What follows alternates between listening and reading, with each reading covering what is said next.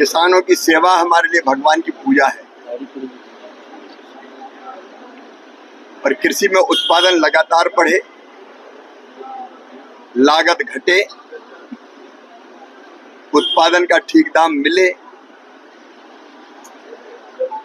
प्राकृतिक आपदा में राहत मिले, कृषि का विविधीकरण हो और धरती आने वाली पीढ़ियों के लिए भी अन्न उत्पादित करती रहे। इसका प्रयास हमारे प्रधानमंत्री श्रीमान नरेंद्र मोदी जी के नेतृत्व में कृषि विभाग लगातार करता रहा है। गेहूं हमारी प्रमुख फसल है और जौ का भी अपना महत्व है। गेहूं अनेकों तरह की कठिनाइयों का सामना कर रहा है।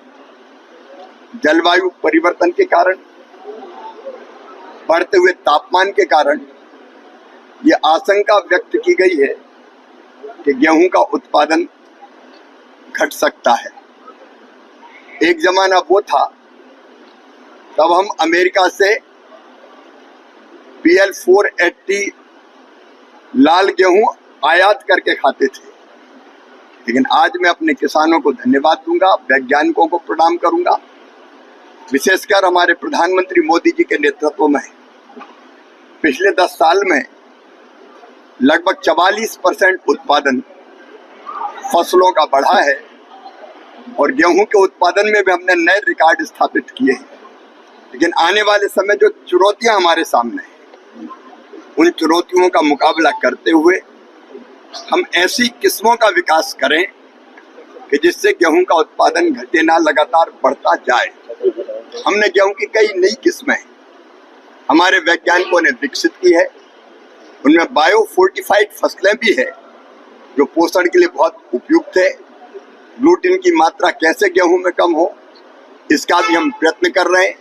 बढ़ते तापमान और कम पानी में भी कैसे गेहूं के उत्पादन को और हम बढ़ा पाएं, इसकी कोशिश भी हम कर रहे हैं।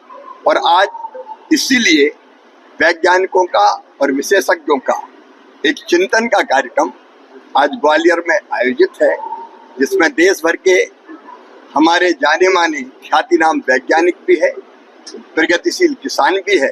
तो आज हम यहाँ गेहूं पर भी चर्चा करेंगे और गेहूं के साथ साथ हम जौ पर भी चर्चा करेंगे।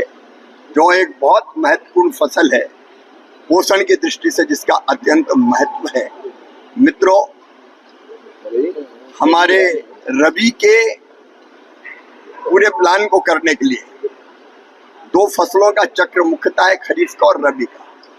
तो रबी में हम कैसे फसलों का बेहतर उत्पादन करें, इसके लिए रबी कॉन्फ्रेंस 14 और 15 सितंबर को हमने दिल्ली में बुलाई है। राज्य सरकारों के कृषि मंत्री और सारे अधिकारी, विशेषज्ञ और केंद्र सरकार के सारे अधिकारी, वैज्ञानिक, विशेषज्ञ सब उन पर विचार करेंगे।